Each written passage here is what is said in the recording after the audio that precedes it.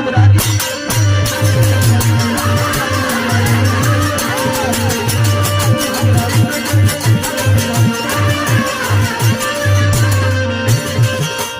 ठंडा करे के पड़ी इंद्र के मिजाज के जनम बचल पड़ी सकल समाज के और सवा का देता नहीं एकरा के एटीएम में दे ना दी एटीएम ना दे एटीएम ना दे तो एटीएम में अपन अलग खुश नहीं वही में से अपन माल छिटक रही हां बबुआ हो का कुल कला दो बहुत बहुत छठ पूजा समिति हरैला बहुत बहुत रुपए का पुरस्कार मिला 100 रुपए के हार्दिक अभिनंदन नमस्कार बा कि ठंडा करे के पड़ी इंद्र के मिजाज के जनम बचल पड़ी सकल समाज के पानी पर खाओ तरे इनकर पानी पर खावे जरावे के पड़ी आप काबू हमरा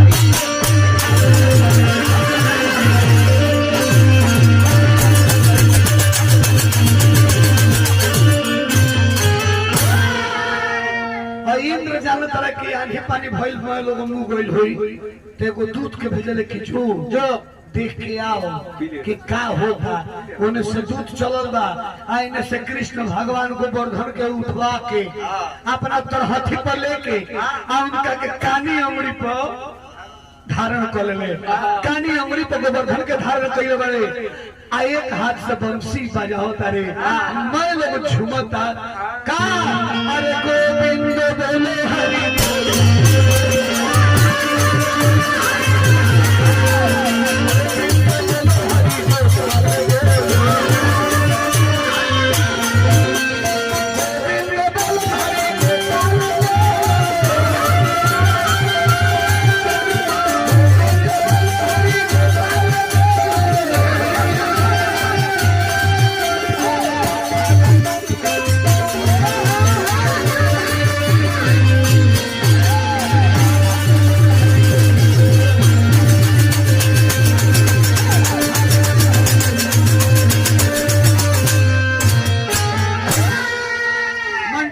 सर्विस वीरपुर बहुत बहुत रुपए का पुरस्कार हार्दिक अभिनंदन अब देखिए भाई जब दूध होता तो देखा देखे अरे मुँह के बाद ये जो तो मोए गाना गावो तारे तो नाचो तारे मोए नाचो तारे से गावो तारे अब दूध गइल बा आ इंद्र जी से कहते कि सरकार जो सोचले रही जा तब ना के साथे उल्टा भइल बा कोनो मोल नहीं खो सब हो जाता नाचो तरह से गाओ तरह से ही का है तब बबुआ कहत बारे का अरे दूध पे जाके कहल है भगवान आ सभे गावत गीत सोचला के आगा ये देवता सोचला के आगा ये देवता अरे साथे गावत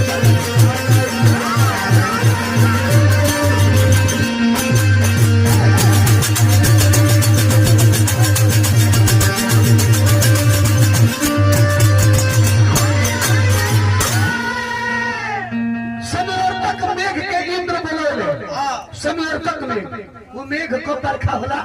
वो मेघ के बरखा तब होला जब ये धरती पर प्रलय हो जाला ओहो मेघ के बूंद छोटे छोटे ना गिरे हाथी के सुर के इतना मोट गिरेला जब प्रलय हो जाला तब वो बरखा पड़ेला अब समर्थक मेघ के बोला के कहले कि जा पानी बरखाओ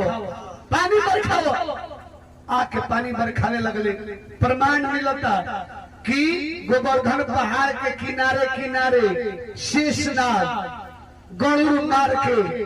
बैठ गए पानी नीचे निकल गिरो कृष्ण भगवान के आदेश अनुसार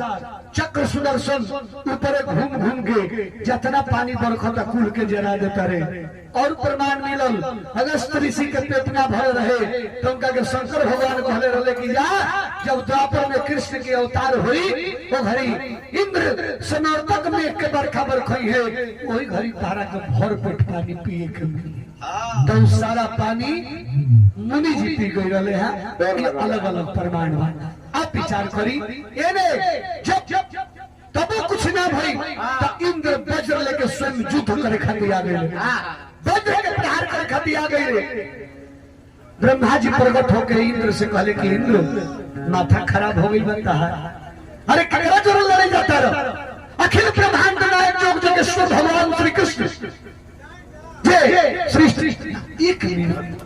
एक मिनट राजा तन जगह हवा को पहुंचा दिले बनी। अब 1 मिनट रुक जा, हम बुझत है तार लोग के बबुआ तनी ये उपलक्ष्य में ना तो देखो ओने से आदेश हो गए, लेकिन वो ना ओने से ना भइल तो इने से होके के चाहिए। ये सब मजबूरी में हो जाता नहीं जा। हम तो हमने के जानते हैं एक कथा सुनते तार लोग के माथा में बाथा शुरू हो जाता बबुआ हो। अब देखिए ये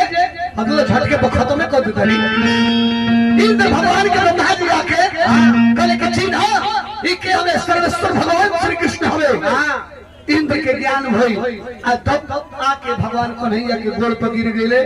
मान मर्दन हो गई, अभिमान चूर हो गई। और वही जे कामधेनु गाय के बुला करके कामधेनु गाय के दूध से इंद्र भगवान के अभिषेक कैले, तिलक कैले। और वही जे इंद्र भगवान के गोविंद नाम से संबोधित कैले। तो भगवान श्री कृष्ण के एगो नाम गोविंद जो वही घड़ी पड़ल। तब प्रेम से गोविंद भगवान की जय। रोक देता नहीं है। हरी भाई अब चला एगो लाइलारी ले लिया जा जैसे भाई।